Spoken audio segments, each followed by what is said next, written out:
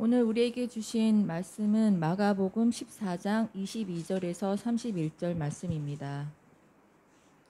그들이 먹을 때에 예수께서 떡을 가지사 축복하시고 떼어 제자들에게 주시며 이르시되 받으라, 이것은 내 몸이니라 하시고, 또 잔을 가지사 감사 기도하시고 그들에게 주시니 다 이를 마실 때 이르시되 이것은 많은 사람을 위하여 흘리는 나의 피 곧 언약의 피니라. 진실로 너희에게 이르노니 내가 포도나무에서 난 것을 하나님 나라에서 새 것으로 마시는 날까지 다시 마시지 아니하리라 하시니라. 이에 그들이 찬미하고 감람산으로 가니라. 예수께서 제자들에게 이르시되 너희가 다 나를 버리리라. 이는 기록된 바 내가 목자를 치리니 양들이 흩어지리라 하였음이니라. 그러나 내가 살아난 후에 너희보다 먼저 갈릴리로 가리라. 베드로가 여짜오되 다 버릴지라도 나는 그리하지 않겠나이다. 예수께서 이르시되 내가 진실로 내게 이르노니 오늘 이 밤 닭이 2번 울기 전에 내가 3번 나를 부인하리라. 베드로가 힘있게 말하되 내가 주와 함께 죽을지언정 주를 부인하지 않겠나이다 하고 모든 제자도 이와 같이 말하니라. 오늘 방금 읽었던 내용은 저희들이 너무나 잘 알고 있는 예수님과 제자들이 십자가에 달려 돌아가시기 전에 마지막 만찬을 가졌던 너무나 유명한 장면입니다. 그래서 이 장면은 사복음서에 공이 다 기록되어 있습니다. 이것이 의미하는 것은 공관복음에만 기록되지 않고 요한복음까지 포함되었다는 것은 다른 시각으로 보지만 이 내용만은 빠뜨릴 수 없었다. 다시 말해서 너무나 중요한 본문인 것을 우리에게 말해주고 있습니다. 따라서 저희들은 이 중요한 본문을 통해서 하나님께서 새롭게 우리에게 주시는 어떤 깨달음이나 진리의 말씀들이 오늘 우리들에게 와닿아야 할 것입니다. 오늘 본문이 특별히 우리에게 중요한 이유는 2가지 이유라고 말할 수 있습니다. 첫 번째 이유는 오늘 본문을 통해서 예수님께서 재림하실 때까지 지키라고 명령하셨던 성찬이 오늘 본문에서 시작되기 때문입니다. 이 성찬은 예수님께서 우리에게 친히 명령하신 그러한 전통입니다. 따라서 개혁주의적 전통을 가지고 예배를 드리는 저희들과 같은 교회에서는 이 성찬을 말씀과 기도와 아울러서 은혜의 수단, 민지 오브 그레이스라고 해서 은혜를 받을 수 있는 수단으로 지금도 지키고 있습니다. 이러한 가르침에 따라 저희 은혜로 장로교회는 설립된 그 시간부터 오늘 이 시간까지 2달에 한 번씩 정기적으로 성찬을 실시해 오고 있습니다. 오늘 설교를 마친 이후에도 저희들은 성찬식을 가지게 될 것입니다. 저는 그렇게 생각합니다. 저희 교회와 같이 성찬식을 정기적으로 시행하는 교회에서 예배를 드린다는 것은 너무나 복된 일이라고 생각합니다. 그런데 정기적으로 성찬을 진행할 때 저희들이 한 가지 유념해야 될 것이 있습니다. 그것이 뭐냐 하면 그 성찬의 의미를 제대로 깨닫지 못하고 형식적으로 참여하는 것은 아무런 유익이 되지 않는다는 사실입니다. 성찬에 참여할 때는 반드시 3가지를 기억해야 됩니다. 첫 번째, 우리의 구원이 얼마나 위대한가, 그것을 마음에 품고 성찬에 참여해야 됩니다. 2번째, 성찬에 참여함으로 말미암아 교회의 하나됨이 얼마나 소중한지를 깨달아야 합니다.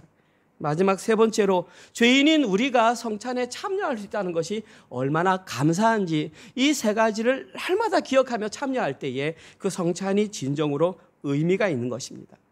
오늘 본문이 2번째로 중요한 이유는 오늘 본문에는 예수님의 죽음이 어떠한지를 다른 본문보다 명확하게 기록하고 있다는 것입니다. 뿐만 아니라 예수님의 죽음으로 말미암아 성도의 죽음이 어떠해야 하는지를 오늘 본문에는 명확하게 기록되어 있습니다. 따라서 저희들은 오늘 본문을 통해서 예수님의 죽음의 의미가 무엇이며 그로 말미암은 우리의 죽음은 무엇이며 우리가 이 땅을 살아가면서 어떠한 죽음을 가져야 하는지를 밝혀보는 시간이 되어야 할 것입니다. 그 제목에서 알다시피 오늘도 무거운 주제인 죽음을 얘기하게 될 것 같습니다.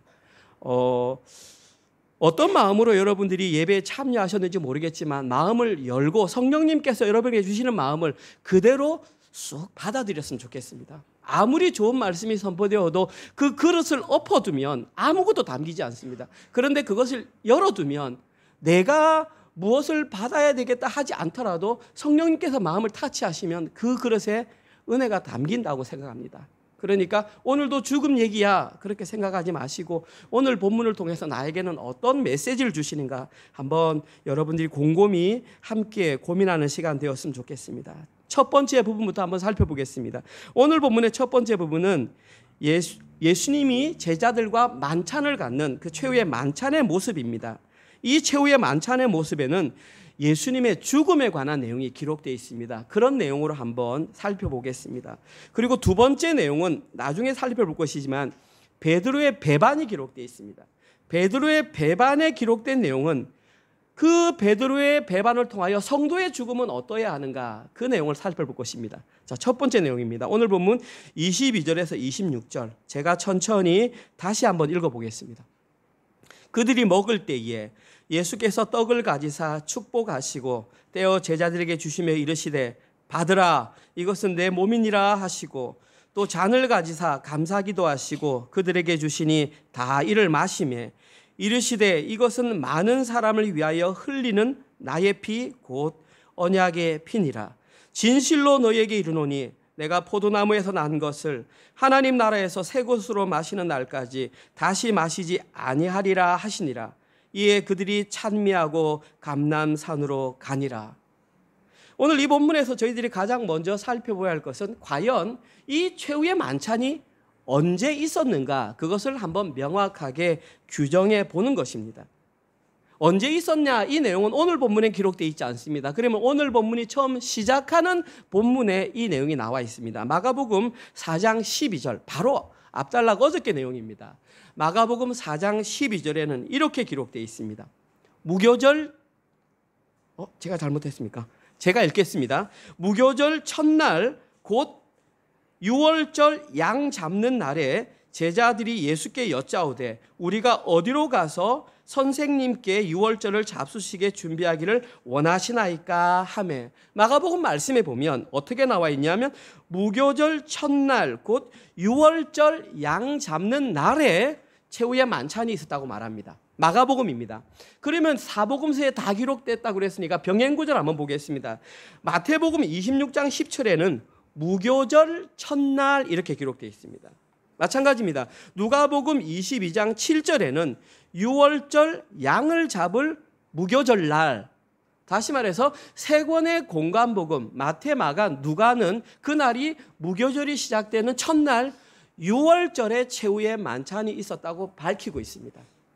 이제 저랑 같이 신앙생활 하신 분들은 이스라엘이 지키던 절기에 대해서 어느 정도 좀 알고 있습니다. 그런데 오늘 여기에서 기록된 6월절, 그 다음에 무교절, 그 다음에 부활절을 의미하는 초실절, 이 세 가지 절기는 함께 붙어 있습니다. 그리고 그로부터 50일이 지난 그날을 오순절, 그로부터 다시 추수가 있어지는 7월 7일 날 나팔절, 7월 10일 날 대속죄일, 그리고 마지막 7월 15일 날 초막절 해서 이 7대 절기가 유대인들이 지키던 절기인데 나중에 보시면 알겠지만 그 절기는 모두 다 예수님의 일생과 밀접하게 관련되어 있습니다. 오늘 본문에서는 그날이 언제냐면 6월절 시작되는 날 6월절 당일 혹은 무교절 첫날이라고 밝히고 있습니다.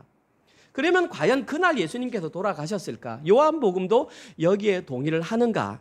요한복음에서는 조금 다르게 말합니다. 13장 1절 보십시오. 6월절 전에 예수께서 자기가 세상을 떠나 아버지께로 돌아가실 때가 이른 줄 아시고 세상에 있는 자기 사람들을 사랑하시되 끝까지 사랑하시니라. 요한은 6월절 당일이 아니라 그 전이라고 되어 있었고 영어 성경을 보니까 just before 되어 있으니까 예수님이 돌아가신 날이 금요일이면 바로 앞날 목요일 날 만찬이 있었다라고 이렇게 밝히고 있습니다. 자, 그러면 과연 진짜 예수님께서 제자들과 만찬을 가졌던 그날은 언제였을까요? 아마 제가 이렇게 설교하면 질문하는 분들이 계실 것입니다. 목사님 그게 뭐 그래 중요합니까? 목요일 돌아가셨던 금요일 돌아가셨던 진짜 중요합니다. 이것이 성경에서 이르는 내용이기 때문에 진짜 중요합니다. 자, 그러면 진짜 예수님 만찬을 가지신 날은 언제였을까요? 제 생각입니다. 저는 이 날을 밝히려면 실제로 유월절이 있었던 그 날로 돌아가야 한다고 생각합니다. 출애굽기 12장 3절과 6절입니다. 출애굽기 12장 3절. 너희는 이스라엘 온 회중에게 말하여 이르라. 이달 열을 1월 10일입니다. 너희가 각자 어린 양을 잡으라 이 말하면 죽이라는 게 아니라 취하라, 테이크하라 이 말입니다. 각 가족대로 그 식구들을 위하여 어린 양을 취하되 6절.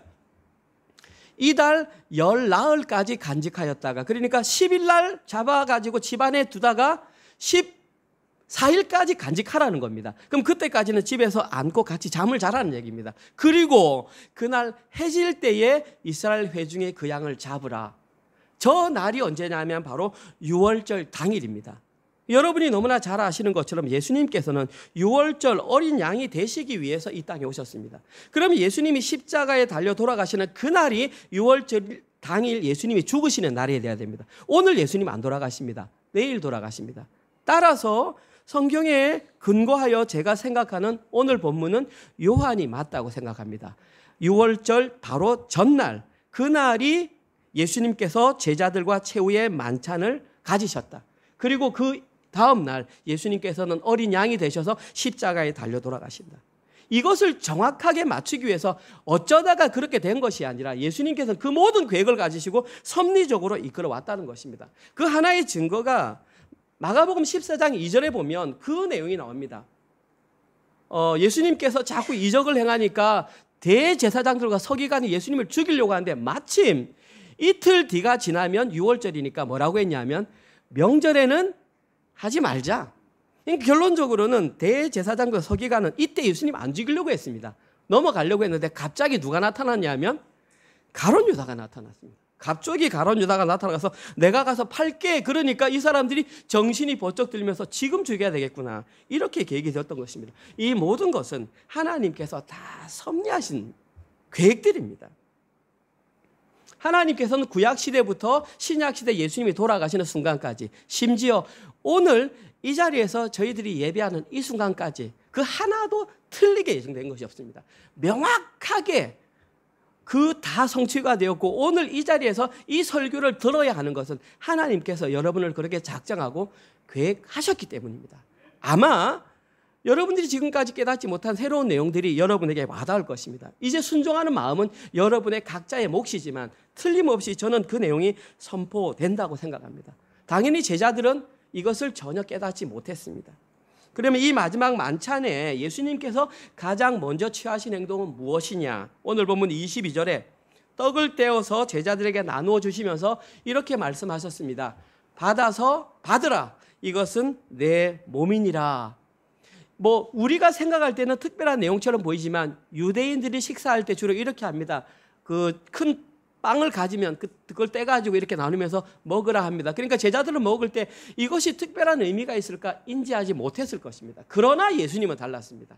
예수님은 먼저 뭐라고 말했냐면 이것은 내 몸이니라 그렇게 말씀하셨습니다. 저기 기록된 몸이라고 하는 헬라의 단어는 소마입니다. 소마. 그 소마라는 뜻이 뭐냐 하면 사람이나 동물의 육체나 시체를 말합니다.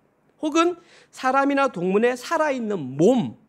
이 두 단어의 공통점은 그냥 말만이 아니라 실제적으로 만져지거나 경험될 수 있는 몸을 말하는 것입니다. 하나님이신 예수님은 유월절 어린 양이 되기 위해서 인간의 몸을 입고 이 땅에 오셨습니다. 만져지는 몸을 가지고 왔단 말입니다. 이 땅에 내려오셔야만 했습니다. 우리는 이걸 성육신이라고 합니다. 그리고 유월절에 어린 양이 출애굽 때 죽음을 당했듯이 예수님께서도 십자가에서 실제로 그 몸으로 죽임을 당하셔야 했다는 것입니다. 따라서 저기에 기록된 몸은 관념적인 몸, 나 죽을 거야가 아니라 실제적으로 만져지는 몸, 그 몸의 죽음을 의지했다는 것입니다. 다시 말해서 지금 여기에서 말씀하신 이것은 내 몸이다라고 말씀하신 것은 자신의 죽음이 어떠해야 함을 실제적인 몸이 찢어지고 파괴되는 그것을 제자들에게 알려주고 선포했던 것입니다. 그러나 제자들은 이것이 무엇을 의미하는지 당연히 아직까지 몰랐습니다. 두 번째로 예수님께서 제자들에게 여기서 한 번 더 말을 합니다. 앞부분에 보시면 뭐라고? 받으라. 이 받으라라고 하는 헬라어 원어는 람바노입니다. 어려운 단어 아닙니다. 그냥 영어로 말하면 take입니다. 취하라, 잡으라 이런 뜻입니다. 그런데 이것이 중요한 이유가 뭐냐 하면 사용된 용법인데 2인칭 복수 명령형으로 사용되었습니다. 2인칭 복수니까 너희들은 이것을 받아야 한다. 받아라. 이렇게 명령하고 있습니다. 뭐라고? 너희들 각자는 이 몸을 받아서 먹으라. 이 말입니다. 너희들 각자는 이 몸을 받아서 먹어라. 그럼 예수님께서 너희들 각자는 이 몸을 받아서 먹으라 라고 했던 그 말이 무엇일까요? 오늘 본문 중에서 가장 중요한 내용 중에 한 가지입니다. 제목이 오늘 받으라. 저기서 나온 겁니다. 너희들 각자는 이 몸을 받아서 먹으라. 제자가 이것을 받아 먹어야 한다. 이것은 뭐냐 하면 내가 육신의 몸을 죽었던 것처럼 너희들도 함께 죽어야 한다. 지금 이 내용이 여기 포함되어 있는 것입니다. 왜냐하면 예수님의 몸을 먹는다는 것은 예수님의 몸의 죽음에 동참한다는 것이고 예수님과 하나가 된다는 것이고 한 몸이 되는 것을 의미하기 때문입니다. 사랑하는 성도 여러분, 성찬은 이 정도로 무거운 것입니다. 다시 말씀드리지만 예수님께서 말씀하신 이 죽음은 관념적인 죽음이 아니라 하나님이신 예수님이 인간이 되셔서 실제로 죽음을 당한 것처럼 너희들도 실제 삶에서 그 죽임을 당해야 한다고 오늘 그렇게 선포하신 것입니다. 이 말씀이 진짜 자기의 것으로 와닿는다면 우리는 이 말씀을 받으면서 두려움을 느껴야 합니다. 그렇습니다. 진짜 이 땅 가운데에 예수님을 믿는다는 것은 결코 쉬운 일이 아닙니다. 쉽지 않기 때문에 믿음이 필요하고 오래 참음이 필요한 것입니다. 하나님의 약속을 받는데 나 예수 믿어서 덜컥 되는 것이 약속을 받는 것이 아니라 거기에는 반드시 믿음이 필요하고 믿음뿐만 아니라 오래 참음이 필요하다는 것입니다. 이것이 말하는 건 그만큼 어렵고 힘들다라는 것입니다. 당연히 제자들은 이 내용을 이해하지 못했습니다. 오늘 본문에서 예수님께서 두 번째로 취하신 행동은 잔을 가지셨습니다.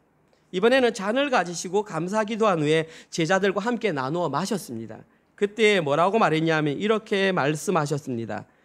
이것은 많은 사람을 위하여 흘리는 바 나의 피 곧 언약의 피라. 이 구절 자체가 중요하지만 두 단어만 살펴보겠습니다. 첫 번째 제 기록된 흘리는 이라고 하는 단어입니다. 이 흘리는 이라는 단어의 시제는 현재 수동태로 사용되었습니다. 그럼 흘리는 능동태잖아요. 그러면 제대로 번역하려면 뭐라고 해야 됩니까? 흘려지는 이지 않습니까? 그 말 속에 누군가의 강압적인 힘에 의해 외상에 의해 피가 흘려지게 될 것이다. 그리고 지금도 흐르고 있다. 현재 수동태이기 때문에. 많은 사람들을 구원하기 위해서 예수님께서 흘리신 그 피는 누군가의 힘에 의해 강압적으로 흘려지게 된다. 다음으로 저기에 기록된 언약의 피라는 단어입니다. 이 언약의 피라는 단어는 예수님이 처음 사용하신 것이 아니라 모세가 먼저 사용했습니다. 출애굽기 24장 8절에서 모세가 그 피, 저 피는 소의 피입니다. 소의 피를 가지고 백성들에게 뿌리며 이르되 이는 여호와께서 이 모든 말씀에 대하여 너희와 세우신 언약의 피니라. 그러면서 소피를 가지고 할 때 저 언약의 피라는 말씀을 인용했습니다. 그런데 오늘 본문에서는 예수님께서 흘리실 누군가에 의해 강압적인 힘에 의해 흘려진 그 피가 언약의 피가 된다는 것입니다. 그리고 그 피로 말미암아 새로운 구원의 피가 된다. 그래서 동일 본문을 기록했던 누가복음에서 이것을 뭐라고 표현했냐면 새 언약이다 그렇게 표현했습니다. 누가복음 22장 20절 저녁 먹은 후에 잔도 그와 같이 하여 이르시되 이 잔은 내 피로 세우는 새 언약이니 곧 너희를 위하여 붓는 것이니라.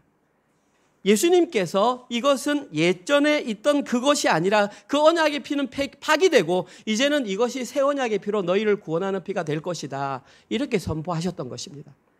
너무나 놀라운 사실은 이 말을 예수님이 이미 오시기 전에 600년 전, 500년 전에 한 선지자가 이미 이것을 예언으로 선포하셨다는 것이 참으로 놀라운 사실입니다. 예레미야 31장 31절에서 34절입니다. 이 성이 건설된 날부터 오늘까지 나의 노여움과 분을 일으킴으로 내가 내 앞에서 그것을 또 잘못했나 봅니다. 제가 읽겠습니다. 여호와의 말씀이니라. 보라, 날이 이르리니 내가 이스라엘 집과 유다 집에 새 언약을 맺으리라. 이 언약은 내가 그들의 조상들과 손을 잡고 애굽 땅에서 인도하여 내던 날에 맺은 것과 같이 아니할 것은 내가 그들의 남편이 되었어도 그들이 내 언약을 깨뜨렸음이니라. 여호와의 말씀이니라. 그러나 그날 후에 내가 이스라엘 집과 맺을 언약은 이러하니 곧 내가 나의 법을 그들의 속에 두어 그들의 마음에 기록하여 속에 두고 마음에 기록한다는 것은 반드시 먹어야만 가능한 것입니다. 나는 그들의 하나님이 되고 그들은 내 백성이 될 것이라. 여호와의 말씀이니라. 그들이 다시는 각기 이웃과 형제를 가리켜 이르기를 너는 여호와를 알라 하지 아니하리니 이는 작은 자로부터 큰 자까지 다 나를 알기 때문이라. 왜냐하면 이미 먹었기 때문에. 내가 그들의 악행을 사하고 다시는 그 죄를 기억하지 아니하리라. 여호와의 말씀이니라. 예레미야는 이미 500년 600년 전에 이 십자가 복음의 핵심을 알고 예수님과 하나 되는 새 언약의 복음을 선포하셨습니다. 지금 여기에 기록된 예수님 이 예언은 예수님께서 십자가 위에서 물과 피를 쏟으실 때 그것이 실현되는 그 실제적인 죽음을 상징하는 것입니다. 그리고 예수님께서는 오늘 본문에서 이 십자가 비밀을 다시 한 번 더 제자들에게 공개적으로 알려주셨던 것입니다. 그러나 너무나 안타까운 사실은 여전히 제자들은 이것이 무엇을 의미하는지 깨닫지 못하고 나중에 제가 말씀드리겠지만 예수님께서 최후의 만찬을 갖는 그 자리에서도 우리 가운데 누가 높으냐고 서로 자리 다툼을 하고 있었던 것이 제자들의 모습입니다. 제자들은 새 언약의 복음, 다시 말해서 십자가 복음의 비밀, 자신들 각자도 실제적인 죽음을 맞이해야 된다라는 그 엄청난 복음을 들었음에도 불구하고 여느 유월절 때와 마찬가지로 내년에도 다시 이 유월절을 맞이하겠지 그러한 마음으로 찬미하며 감람산으로 걸어갔습니다. 오늘 본문에 기록되어 있는 그 내용입니다. 진짜 그들이 자신의 죽음이 무엇인지 알았다면 룰루랄라 노래 부르며 거기를 걸어가지 못했을 것입니다. 6월절에 이스라엘 백성들은 시편 113편에서 118편의 노래를 불렀습니다. 아마 이때 제자들도 그 노래를 불렀을 것입니다. 제자들이 진짜 자기 죽음의 의미를 알았다면 이렇게 노래를 부르지 못했을 것입니다. 이러한 일은 모든 것을 알고 계신 하나님이신 예수님만 가능한 일이었습니다. 오늘 본문에 기록된 두 번째 내용은 베드로의 배반과 관련된 본문입니다. 여기에서는 예수님의 죽음과 관련된 성도들이 경험하게 될 그 죽음에 관한 내용이 은유적으로 포함되어 있습니다. 한번 발표보겠습니다. 오늘 본문 27절에서 31절입니다. 예수께서 제자들에게 이르시되 너희가 다 나를 버리리라. 이는 기록된 바 내가 목자를 치리니 양들이 흩어지리라 하였음이니라. 그러나 내가 살아난 후에 너희보다 먼저 갈릴리로 가리라. 베드로가 여짜오되 다 버릴지라도 나는 그리하지 않겠나이다. 예수께서 이르시되 내가 진실로 내게 이르노니 오늘 이 밤 닭이 2번 울기 전에 3번 나를 부인하리라. 베드로가 힘있게 말하되 내가 주와 함께 죽을지언정 주를 부인하지 않겠나이다 하고 모든 제자도 이와 같이 말하니라. 방금 저희들이 읽었던 이 마가복음 본문에는 이 일이 있기 전에 제자들 사이에 무슨 일이 있었는지 정확하게 표현이 되어 있지 않습니다. 그런데 그 내용을 알면 오늘 본문 내용이 이해가 쉽기 때문에 그 자리에서 그들이 무슨 말을 했는지 한번 살펴보고 넘어가겠습니다. 누가복음 22장 24절에서 34절입니다. 조금 길지만 제가 천천히 읽어봅니다. 또 그들 사이에 그중 누가 크냐 하는 다툼이 난지라 최후의 만찬 자리에 그들은 다투었습니다. 예수께서 이르시되 이방인의 임금들은 그들을 주관하며 그 집권자들은 은인이라 칭함을 받으나 세상적인 가치관으로 살아가는 사람은 이런 자리에서도 누가 높으냐 다툴 수 있다. 하지만 너희는 그렇지 않을지니 너희 중에 큰 자는 젊은 자와 같고 다스리는 자는 섬기는 자와 같으니라. 예수님은 참으로 친절하신 것 같아요. 이걸 뭐하러 설명해 줍니까? 이미 몇 번이나 얘기했는데. 앉아서 먹는 자가 크냐 섬기는 자가 크냐, 앉아서 먹는 자가 아니냐. 그러나 나는 섬기는 자로 너희 중에 있노라. 마가복음 10장 45절에 실제로 나는 섬기는 자로 와서 대속물이 되겠다라고 직접 말씀하셨습니다. 너희는 나의 모든 시험 중에 항상 나와 함께 있는 자들인즉 내 아버지께서 나라를 내게 맡기신 것 같이 나도 너희에게 맡겨 너희로 내 나라에 있어 내 상에서 먹고 마시며 또는 보좌에 앉아 이스라엘 12지파를 다스리게 하려 하노라. 시몬아 시몬아 베드로야 베드로야 보라 사탄이 너희를 밀가부르듯 하려고 요구하였으나 그러나 내가 너를 위하여 내 믿음이 떨어지지 않기를 기도했나니 너는 돌이킨 후에 내 형제를 굳게 하라. 배반 이후의 상황까지 이미 다 말씀하고 계십니다. 그가 말하되 주여 내가 주와 함께 오게도 죽는 데에도 가기를 각오하였나이다. 이르시되 베드로야 내가 네게 말하노니 오늘 다 굴기 전에 네가 3번 나를 모른다고 부인하리라 하시니라. 여기에 보시면 베드로와 제자들은 마지막 최후의 만찬의 자리에서도 누가 높은지 서로 다투었습니다. 여기서 다투다 필로네이키아, 필로는 필로스 좋아하다, 네이코스 말다툼, 말다툼을 좋아하다. 다시 말해서 이들은 여기에서 계속 누가 높은지 말다툼을, 예수님께서는 떡을 나눠주시고 떡과 잔을 주는데 계속 누가 높은지 싸우고 있었다라는 것입니다. 참으로 어이가 없지 않습니까? 더 어이가 없는 것은 이때의 내용입니다. 이때 선포된 내용이 좀 전에 말씀드렸던 새 언약, 십자가 복음의 비밀, 실제로 어떤 죽음을 죽어야 하는지 너무나 심각한 내용이 선포되고 있었음에도 불구하고 여전히 그들 사고로는 이 땅 가운데 누가 높은지를 생각하고 있었다는 것입니다. 이때 무슨 일이 있었냐 하면 누가복음에도 기록 안 되어 있지만 요한복음을 보면 이때 예수님께서 하신 일이 겉옷을 벗으시고 허리에 수건을 들으시고 그들의 발을 씻기는 세족식이 바로 이날 이 자리에 있었다는 것입니다. 한 번 더 몸으로 보여주신 것입니다. 섬기는 삶이 무엇인지를, 내가 어떤 목적으로 왔는지를 보여줬다는 것입니다. 재밌는 것은 이때에도 예수님 제발 씻기면 안 됩니다 말했던 사람이 베드로였습니다. 베드로 웃기죠? 우리입니다, 우리. 아무튼 이 모든 일이 있은 후에 예수님께서는 너희가 다 나를 버리리라 그렇게 말씀하셨습니다. 한글 성경으로는 너희가 다 나를 버리리라 그러지만 약간 의역되어 있습니다. 원어 그대로 직역하면 이렇지 않습니다. 여기서 나를이라는 말은 나로 말미암아입니다. 그리고 버리다 이 말은 스칸달리죠. 여러분 아는 단어입니다. 스칸달리죠. 스캔들에서 나온 단어고 스칸달리죠. 시험에 들게 하다, 넘어지게 하다 이런 뜻입니다. 버린다는 뜻이 아니고요. 그러면 이 말은 뭐냐면 너희가 오늘 밤 나로 말미암아 넘어지게 될 것이다. 그렇게 말씀하셨습니다. 너희가 오늘 밤 나로 말미암아 실족하여 넘어지게 될 것이다. 그렇게 말했습니다. 그런데 이것은 이 당일날 예수님께서 말씀하신 게 아니라 이미 스가랴라고 하는 선지자가 다 예언을 하고 있었습니다. 스가랴 13장 7절에 이 내용을 이렇게 기록합니다. 만군의 여호와가 말하노라. 가라! 깨어서 내 목자, 내 짝된 자를 치라. 여기 내 목자는 예수님이고요. 치라 그랬습니다. 치라, 히브리어 나카, 죽도록 때리라. 목자를 치면 양이 흩어지리라. 작은 자들 위에는 내가 내 손을 들이우리라. 자, 한 가지 의문점이 들지 않습니까? 누가 말했습니까? 만군의 여호와가 누구를 치라? 목자를 치라. 그럼 누가 누구를 친 겁니까? 하나님께서 예수님을 친 겁니다. 그러면 이제 흩어진다는 겁니다. 왜 치라고 그랬을까요? 당연히 나와 있지 않습니까? 하나님께서 예수님을 쳐야 목자들이 흩어지기 때문입니다. 흩어지는 것이 목적입니다. 흩어지지 않으면, 끝까지 흩어지지 않으면 본질을 깨닫지 못한다는 것입니다. 만약에 하나님께서 목자를 치지 않으면 양들은 끝까지 흩어지지 않을 것이고, 그러면 흩어지지 않은 그것을 보고 뭐라고 그러냐면 내가 잘나서 안 흩어졌구나, 그렇게 착각한다는 것입니다.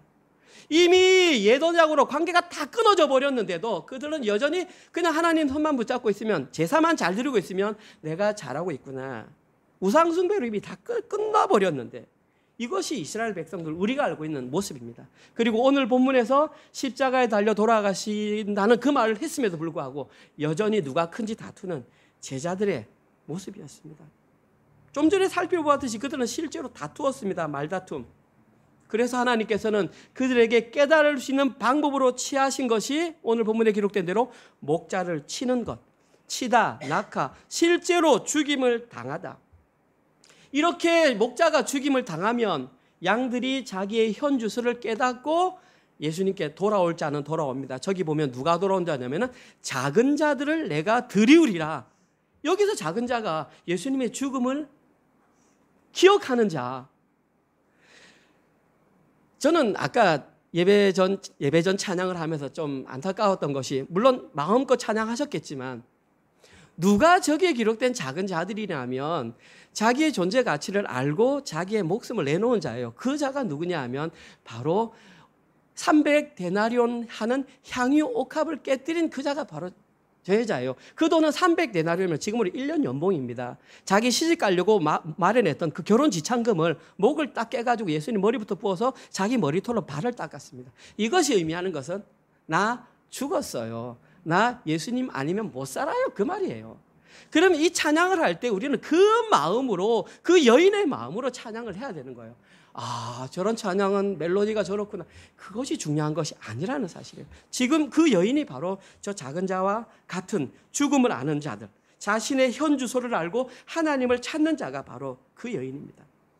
그리고 이 내용을 오늘 본문에서도 예수님께서는 28절에서 이렇게 말씀하셨어요. 내가 살아난 후에 너희보다 먼저 갈릴리로 가리라. 여기도 의역되어 있습니다. 저기 기록된 가리라라고 하는 이 단어는 자동사로 해석이 되는데 프로아고라고 하는 단어입니다. 그러면 가리라입니다. 그런데 저기서 이 가리라고 하는 단어는 타동사로 사용되었습니다. 그러면 그 의미가 뭐냐면 끌려가다 이 말입니다. 그래서 정확하게 해석하면 내가 너희를 갈릴리로 이끌고 갈 것이다. 지금 이 말입니다. 무엇을 의미합니까?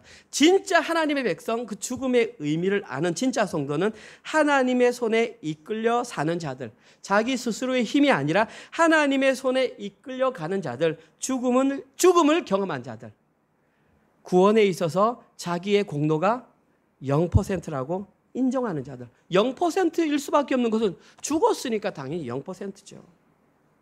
그런데 이러한 내용을 전혀 이해하지 못한 베드로는 뭐라고 말했습니까? 주님, 내가 죽을지언정 예수님을 부인하지 않겠다라고 장담했습니다. 이것이 바로 십자가 죽음의 의미를 모르는 자들이 하는 말이, 내가 끝까지 책임지겠습니다. 지금 예수님께서는 목자가 죽어야 흩어지고 죽임을 당해야 자신의 실제가 철저하게 폭로되고 너가 얼마나 무익한 자인지, 얼마나 무능한 자인지 깨달아야 구원이 시작된다고 말하는데 나는 안 깨달을 거예요. 나는 무익하지 않아요. 베드로의 모습이 바로 이와 같다라는 것입니다. 열심으로 나는 끝까지 내 힘으로 살아갈 거예요. 고집을 부리는 모습이 바로 베드로의 모습이라는 것입니다. 결론적으로 말하면 나의 힘으로 구원을 성취하겠다라는 것입니다. 과연 베드로만 그럴까요? 오늘 보면 31절에 뭐라고 그랬습니까? 나머지 제자들도 이와 같이 말하더라. 똑같으니까 똑같이 싸웠지. 박수가 한편 손을 친다고 박수가 나오나요? 베드로가 그랬으면 다른 사람 제자들이 반응했기 때문에 그러한 것이죠. 무슨 말이냐 하면 모든 제자들이 동일했다. 이러한 모습이 십자가 복음의 비밀을 제대로 깨닫지 못하고 신앙생활하는 자들의 전형적인 모습입니다. 종교생활과는 차이가 있습니다. 이것을 깨닫지 못하고 평생 교회에 올 수 있습니다. 교회에서 중직 맡을 수 있고 교회에서 봉사할 수 있고 열심히 헌신할 수 있습니다. 평생 이 진리를 깨닫지 못하고 그렇게 살아갈 수 있습니다. 그러나 그렇게 살아갈 때 뭐가 발생하냐면 다툼이 발생합니다. 혹시 마음속에 이런 마음이 드시면 위험신호라고 보시면 됩니다. 내가 이 교회를 위해서 얼마나 헌신했는데 어떻게 교회가 나에게 이럴 수 있어? 라는 마음이 드는 순간 마귀가 교회를 분열시키는 순간입니다. 저에게도 마찬가지고요. 제가 이렇게 하는데 어떤 집사님이 나에게 섭섭하게 했을 때 어떻게 저 집사님이 나에게 그렇게 할 수 있어? 내가 코비드 때 얼마나 열심히 교회를 섬겼는지 다 알면서 라는 마음이 드는 순간 이 교회는 파괴됩니다. 저뿐만 아니라 여러분도 마찬가지입니다. 미리 예방주사하는 것입니다. 그런 마음이 드실 것 같으면 봉사 헌신하지 마십시오. 그런 마음이 아니라 내가 아무리 헌신해도 알아주지 못해도 하나님을 위해서 한 것이라는 죽음을 경험한 자다운 고백이 나올 때에 그때 우리는 헌신을 해야 하는 것이 올바른 신앙생활입니다. 그러면 왜 이런 현상, 이런 신앙생활에 집착하게 되었을까요? 저는 두 가지라고 생각합니다. 첫 번째는 자존심을 세우기 위함이고 두 번째는 어릴 때부터 그렇게 배웠기 때문입니다. 우리는 유교주의 사상에서 자란 사람이에요. 삼강오륜. 그러니까 이 예절 지키는 것을 신앙생활 지키는 것보다 더 강하게 마음속에 채운단 말입니다.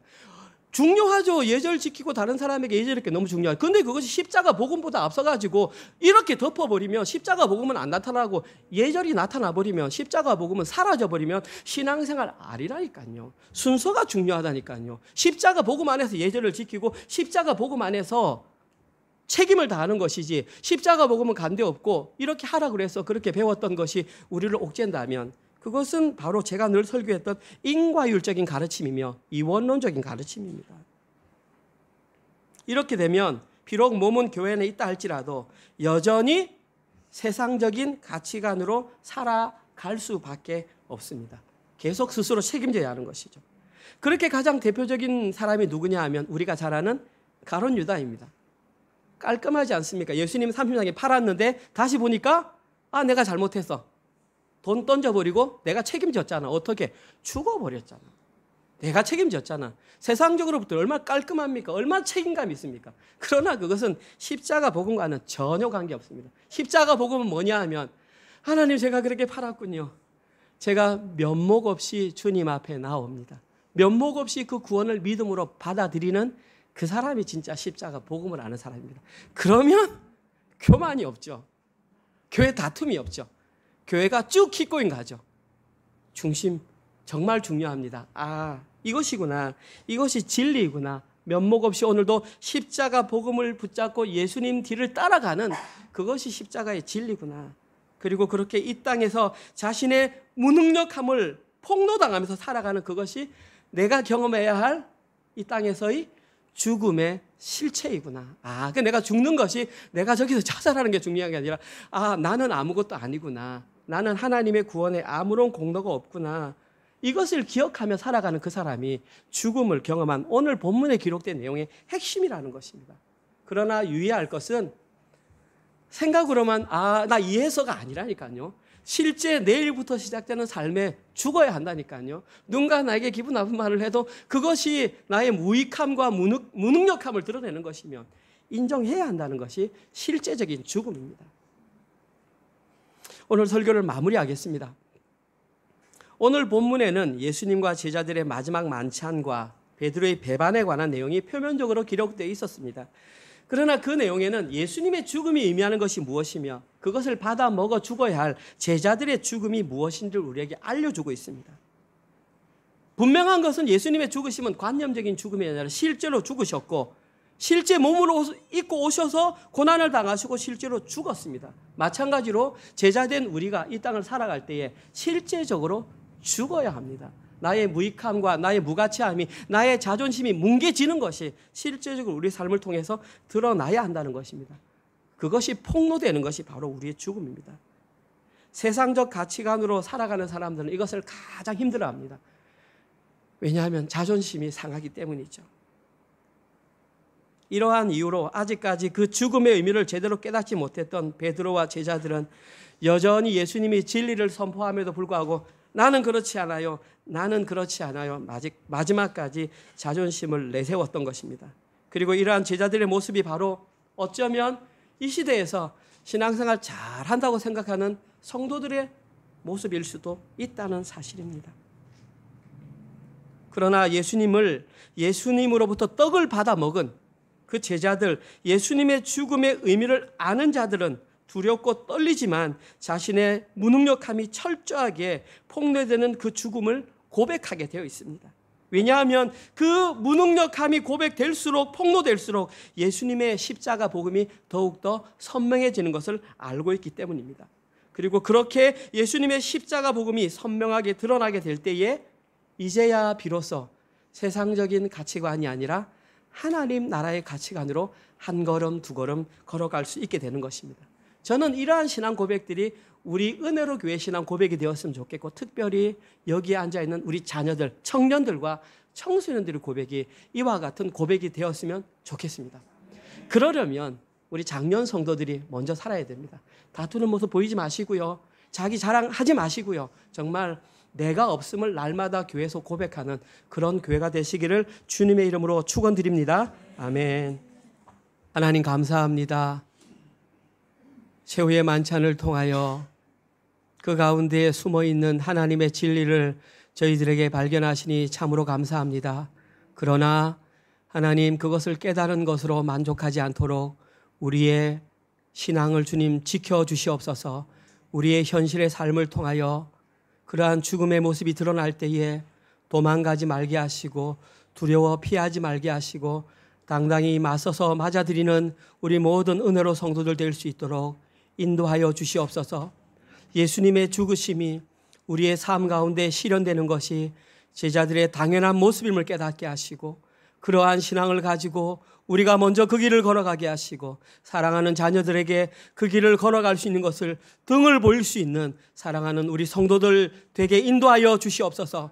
또한 사랑하는 우리 자녀들, 우리 부모님들이 그 길을 걸어가는 모습을 바라보며 조금도 치우침이 없이 자기를 부인하고 자기 십자가를 지는 그 길을 잘 따라가는 우리 자녀들 될 수 있도록 은혜 더하여 주시옵소서. 그러한 마음으로 한 주간 동안 열심히 일해서 벌어들였던 수입을 하나님께 11조와 주정헌금과 감사헌금과 세일 모임 헌금으로 하나님께 올려드렸습니다. 이 헌금이 사용되는 곳곳마다 하나님의 영광이 드러나게 하시고 교회가 하나 되며 예수 그리스도를 머리로 하는 교회가 온전히 세워지는 곳에 그 헌금이 잘 사용될 수 있도록 은혜 내려 주시옵소서.